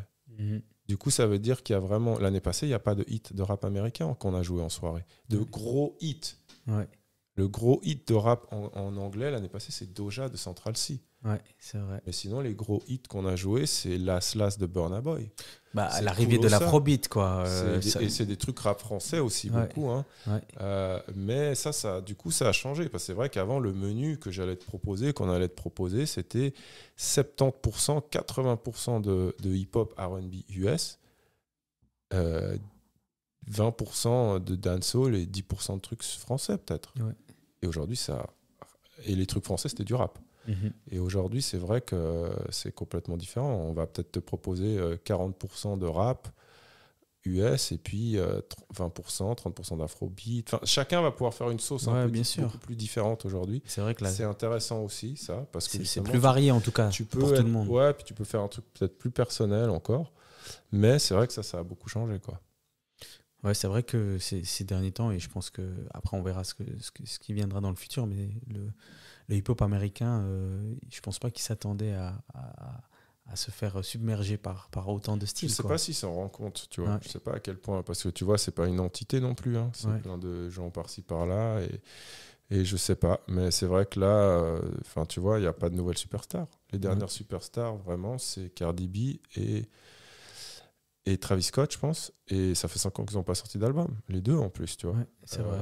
Après, il y a des meufs, heureusement, il y a les meufs, il y a Lato, il y a Glorilla, il y a les City Girls, il y a Megan, il y a Doja, il y a grave les meufs qui font du bon son et qui rappent en plus. Tu vois. Certaines, elles rappent de ouf et elles rappent bien plus fort et ça kick bien mieux que certains rappeurs et hommes, je veux dire. Mais au niveau des mecs, c'est vrai qu'on est tombé dans un truc très, je sais pas, emo, pas énormément d'énergie, on se tire dessus, on est triste. Enfin oui, on peut être triste, mais on peut être triste et danser, les frères. Et du coup, il y a un manque, en fait, une nouvelle vibe, une nouvelle sonorité. C'est vrai.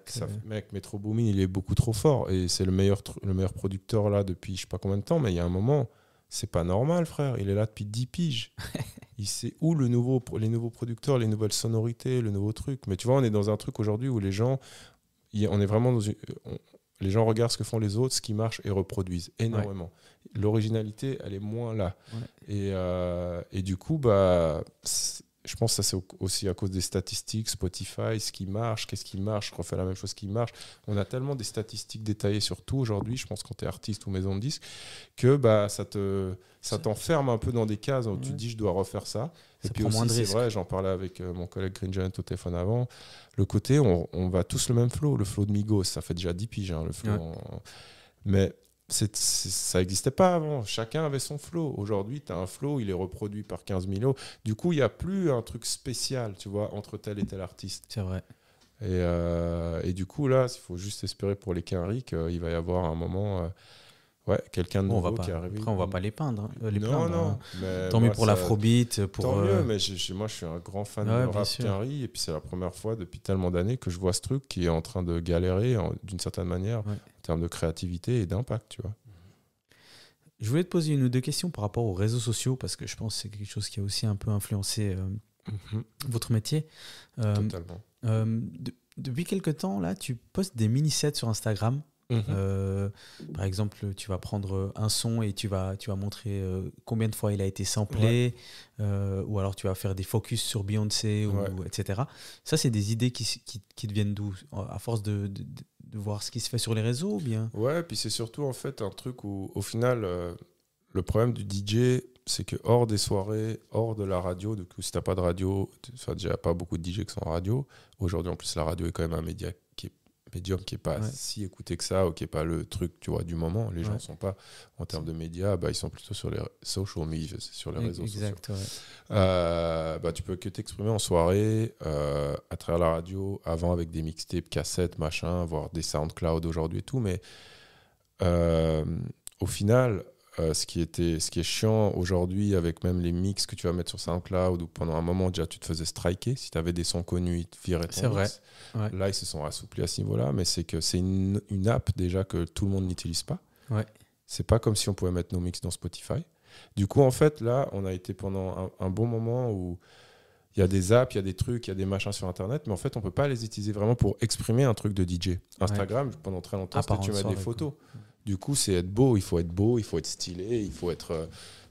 Et moi, je viens d'une époque où à l'époque plutôt, où j'ai commencé à être DJ, comme on disait avant, c'était au début de ce podcast, je crois qu'on a dit ça, c'était un truc de geek, un truc de mec underground derrière, caché dans la lumière. Il n'était pas dans la lumière, on était caché d'une certaine manière, au fond du club, derrière le DJ, machin.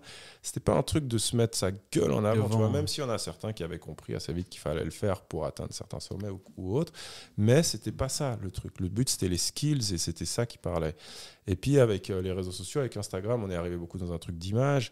Et du coup, c'est ta photo. Est-ce que tu es beau? Est-ce que tu es stylé? Est-ce que tu es ici? Est-ce que tu fais beaucoup de photos? Et ça, c'est pas forcément mon truc, tu vois. Et c'est pas le truc de plein de DJ, je sais. Et du coup, là, dernièrement, avec moi, j'étais tardif là-dessus. Hein, parce que ce que tu dis, c'est des trucs, ça fait que depuis le début de l'année que j'ai commencé à faire ça. Avec la pandémie, il y a vraiment des DJ qui ont commencé à faire des lives Instagram et autres. Moi, j'en ai fait aussi, mais tu te faisais striker aussi parce que tu utilisais des sons connus, du coup, pas de droit d'auteur, machin. Du coup, voilà. Mais il y en a pas mal qui ont commencé à faire ça sur TikTok. Et moi, TikTok, je suis grave en retard, tu vois. J'y suis maintenant, mais c'est pas un réseau qui me parle et c'est pas un truc que je suis très bien. Du coup, les mecs, pendant la pandémie, quand tout le monde était à la maison, ils ont commencé à faire là, les lives TikTok, tout ça. Tu as des DJ qui sont devenus connus. Mais vraiment connus. Hein. Grâce à leur live. Grâce à leur live. Chaque live, ils prenaient 10 000 followers, machin, parce que les gens, ils sont à la zombie, ils n'ont rien à faire, il n'y a pas de soirée, il y a pandémie, frère. Et puis, parallèlement à ça, il y en a qui ont commencé à faire des petites vidéos aussi sur TikTok. Tu vois, en mode... moi, j'ai vu beaucoup ça. D'abord, en fait, les gars que j'ai vu faire ça, c'est plutôt des DJ afro, des DJ... c'est vrai. On voit caribéens, machin. Les 5 sons chata du moment, les 10 sons trucs, les bidules, machin. Et puis moi, je voyais ça, puis j'étais là, bon, d'un côté, il y a un côté hyper...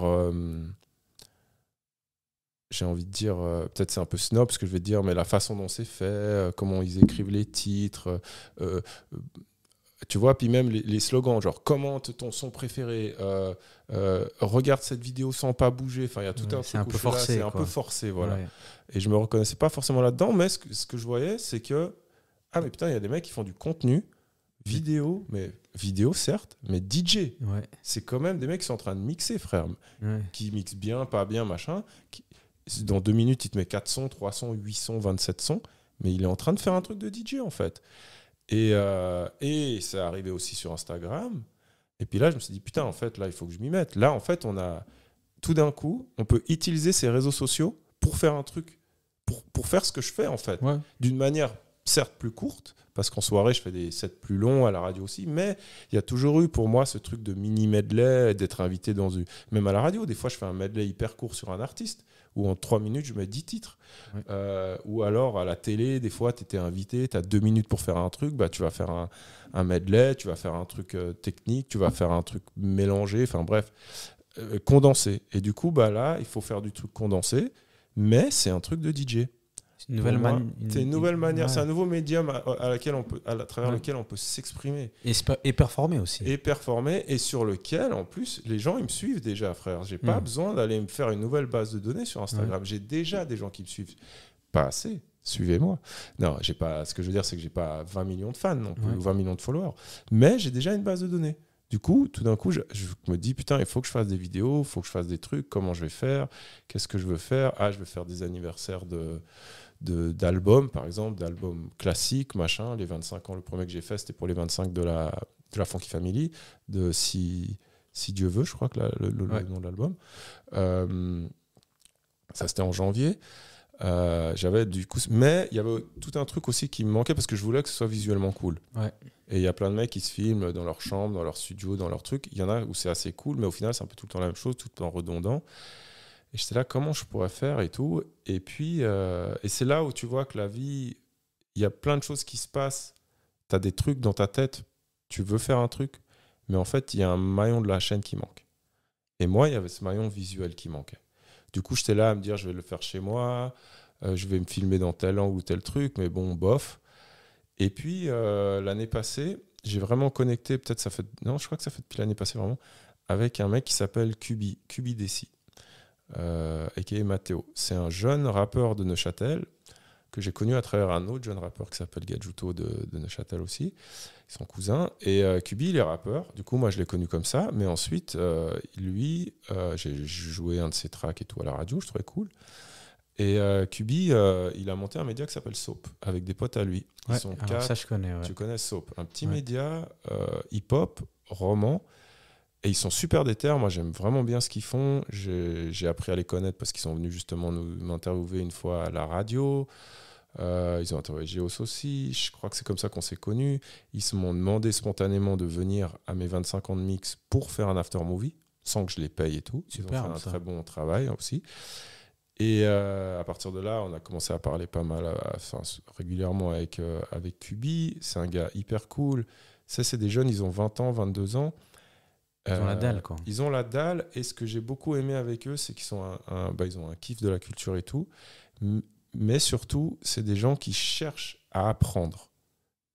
Du coup, ils vont te poser des questions. Ils vont te demander, ils vont te parler de tel projet qu'ils ont, mais ils vont te demander ton avis. Ou est-ce que tu connais quelqu'un qui pourrait les aider, je sais pas, pour une question de droit d'auteur ou d'autre, ou de machin.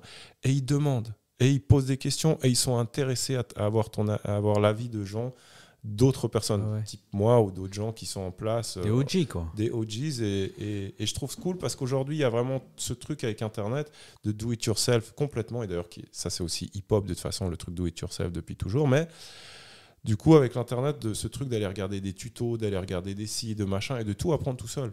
Mais au final, tu peux pas poser de questions au mec qui fait le tuto, tu peux pas, enfin, il y a tout un truc dans la transmission de culture qui se passe de personne à personne, en vrai, physiquement ou pas physiquement ou au téléphone autre, mais qui est importante. Et moi, j'ai bien aimé ça chez eux, c'était ce côté, déjà, cette humilité de se dire, ouais, on est jeune, on a capté certains trucs, on n'a pas tout capté. Enfin, je veux dire, eux, ils captent bien mieux les réseaux, ils captent plein de trucs qu'ils captent beaucoup mieux que moi.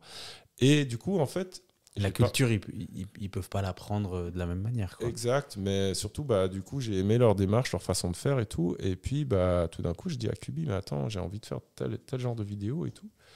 Est-ce que toi, tu pourrais me faire un background et tout parce que du coup, il y a un décor. En fait, exactement. Pour ceux qui n'ont pas vu, il y a un décor derrière. Voilà, il y a un décor. Par exemple, sur celui de la Funky Family, où quand je fais des medley, en fait, je fais comme s'il y avait tout un lot de télé derrière moi qui joue les clips. Les unes posaient des vieilles télés. Et puis, en fait, dans ces petites télés, tu vois les clips. Le clip du son que tu passes. Du son.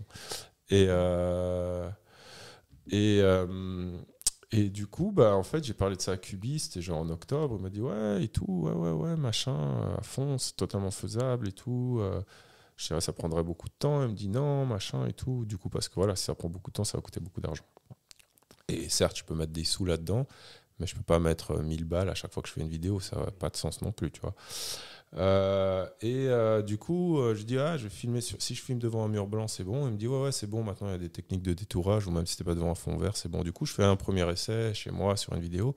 Je lui envoie, mais en fait, mur blanc, ça joue pas. C'est trop compliqué pour détourer, ça joue pas. Il y a des trucs qui jouent pas avec certains mouvements.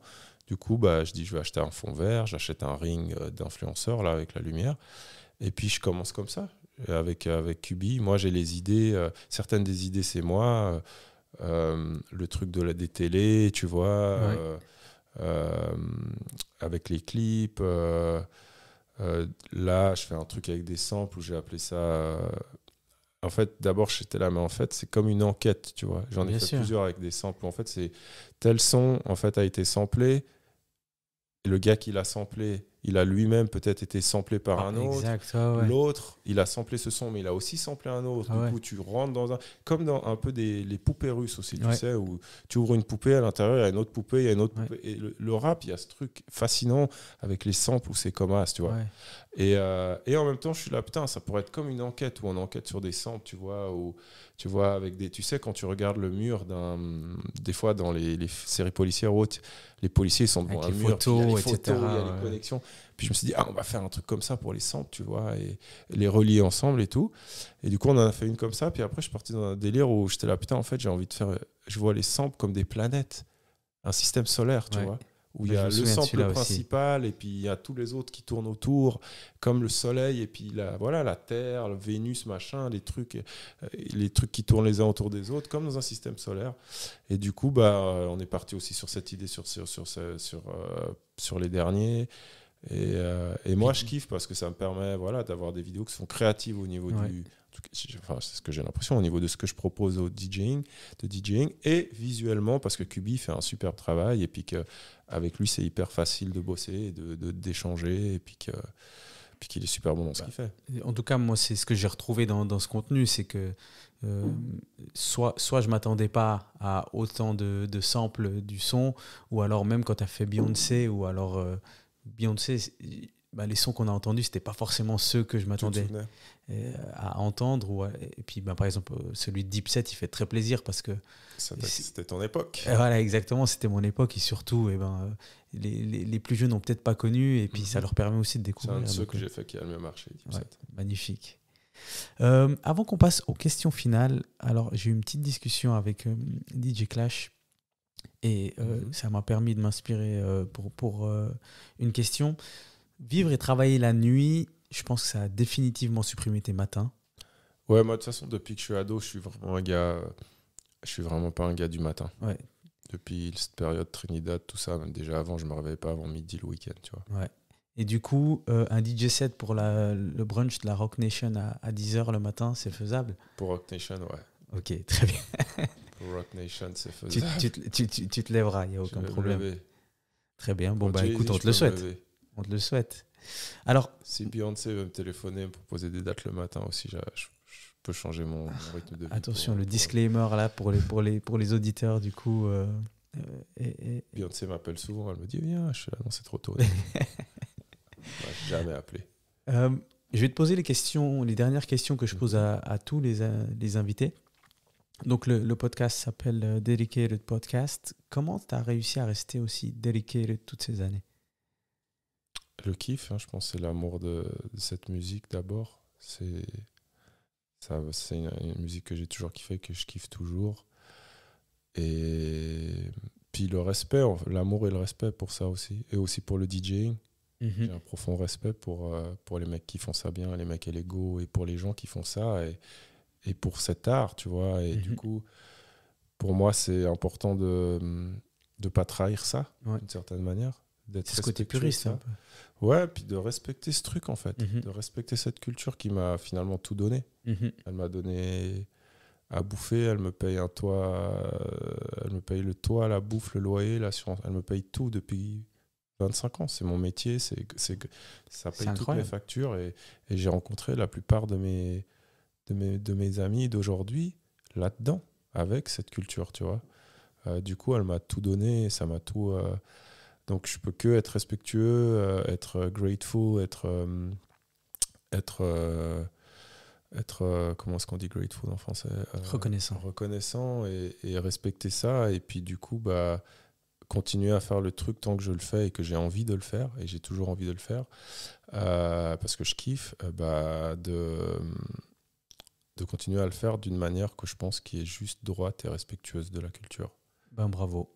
En tout cas, moi, je disais l'autre jour à un ami que je faisais l'émission aujourd'hui avec toi et je disais, mais en fait, Vince Lee, c'est un peu notre Booba des DJ parce que, alors sans tout l'aspect réseaux sociaux, etc. Sans mais, les clashs. mais Et sans le talent quand même, parce qu'il a un talent. En effet, c'est un talent différent, mais, c'est un talent différent, mais être là aussi longtemps au top, eh ben, il faut quand même reconnaître qu'il y a un talent quelque part. Un talent, de la chance, des opportunités. Exactement. Après, la première chance aussi, c'est d'avoir une santé qui est OK, tu vois. C'est vrai. Parce que pour pouvoir durer, si tu as des problèmes de santé, c'est dur. Hein. Ouais, c'est vrai. Bon, écoute, que ça continue comme ça encore très longtemps. Merci. Si tu as une recommandation culturelle, que ce soit un endroit ou alors un artiste que tu voulais passer ici.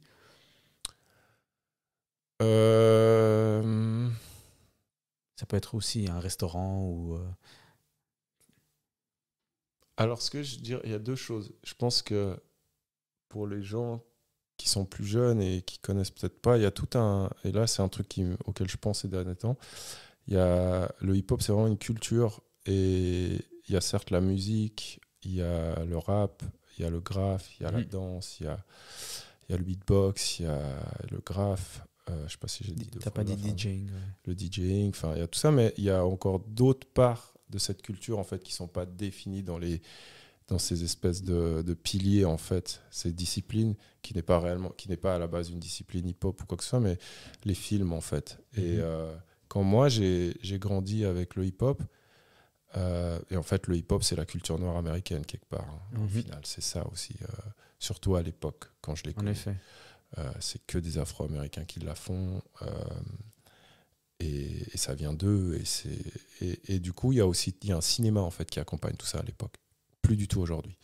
Mais tu vois, des films de Spike Lee, Do the Right Thing, Boys in the Hood, Juice, même des trucs genre plus tard, Baby Boy, Love and Basketball, même Scarface d'une certaine manière. Même si Scarface, on l'a un peu pris, celui-là. Voilà, on l'a pris, mais et aussi, après, c'est vrai que c'est différent Scarface, mais aussi tous les films de mafia qui finalement font complètement partie de tu vois, les Godfathers, les Parrains, les Carlitos Way, tout ça. Mais après, justement, il y a aussi les versions hip-hop, genre Nino Brown, New Jack City. Enfin, ce que je veux dire, c'est qu'il y avait tout un cinéma qui a accompagné le rap. Avec son évolution. Son évolution, et qui était une autre manière de raconter la vie des Afro-Américains. Parce que dans les ghettos ou dans les quartiers à l'époque, il y avait le rap, évidemment, qui parlait de ça, mais il y avait aussi ces films. Et du coup, là, je suis dans une période où je me dis, putain, il faudrait reprojeter ces films dans des cinémas ou autre, tu vois. Et du coup, ce que je veux dire, c'est aux gens, allez checker un peu... et voilà, allez regarder Do the Right Thing, allez regarder Boys in the Hood, allez regarder Juice. Surtout qu'ils ont accès, quoi. Je pense qu'on peut les trouver assez facilement aujourd'hui. Moi, je galérais de fou. Allez regarder Above the Rim, le premier. Allez regarder tout ça parce que c'est important et ça fait partie aussi de cette culture et ça l'a complètement accompagné. D'ailleurs, tous ces films, la plupart ont des soundtracks hip-hop de malade avec des titres de ouf. Et puis sinon, recommandation de haute, je dirais écouter Luigi. Ouais. Un des meilleurs artistes francophones de ces 10 dernières années. Qui vient de sortir un album. Il vient de sortir un album qui s'appelle... Je sais plus comment non plus. Putain, comment il s'appelle? Il a sorti Tristesse Business saison 1 il y a 4-5 ans. Et ça, c'est pour moi, c'est un des meilleurs albums en français qui est sorti ces dernières années. Et là, il vient de sortir un nouvel album... qui est magnifique. Ça, saison 00. Exact, voilà. C'est un mec qui fait une musique un peu assez Drake'ienne d'une certaine manière, mais Drake d'il y a 7-8 ans, mais qui après avec ses propres vibes et tout, et que j'adore vraiment. Il a vraiment créé son univers. Complètement. C'est un mec qui, là, il vient des disques d'or sur Tristesse saison 1, mais cet album a 4 ou 5 ans. Du coup, il a repris 4 ans et il fait des tournées partout maintenant. Mais en faisant sa musique à lui, qui sonne que comme lui, et avec lequel il emmène les gens petit à petit dans son univers, Bah, sans gros singles, sans matraquage. Il J'aime avait- beaucoup son arc de carrière. Ouais. Il avait dit d'ailleurs quelque chose sur les réseaux qui avait été partagé. Si tu as 100 personnes qui t'écoutent tous les jours, etc., tu as ton public, etc. Donc, Exact. ouais. Bah, en tout cas, Vince, merci. Merci à toi. Merci Ali, infiniment. Ça fait un plaisir. Tu nous as vraiment parlé de l'arrivée du hip-hop en Suisse, de comment ça s'est développé, de tout ce que tu as fait. Que ça continue longtemps pour toi. Merci. Et pour tous les auditeurs et auditrices qui sont encore là, merci pour votre écoute et on s'attrape au prochain épisode. Bye. Bisous, bye.